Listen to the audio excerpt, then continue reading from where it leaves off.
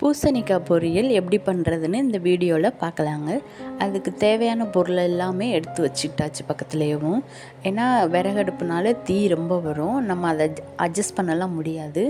இப்போ ஒரு கடாயில் நல்லா எண்ணெய் ஊற்றி, எண்ணெய் நல்லா சூடானதும் அதில் கடுகு போட்டுக்கிடுவோங்க. கடுகு நல்லா பொரிஞ்சதும் ஃபஸ்ட்டு மிளகாவை நல்லா வதக்கிக்கலாம். அப்புறம் வெங்காயம் போட்டு, வெங்காயம் வதங்குறதுக்கு கொஞ்சம் போல் உப்பு மட்டும் போட்டு இந்த காயை நம்ம அலசி அந்த வெங்காயத்து கூட சேர்த்துக்கலாங்க.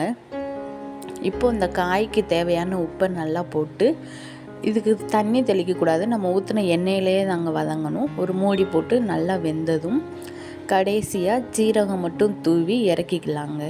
இது கூடவும் தேங்காய் துருவலும் போட்டுக்கலாங்க. நாங்கள் போடல, உங்களுக்கு தேவைப்பட்டால் நீங்கள் போட்டுக்கோங்க.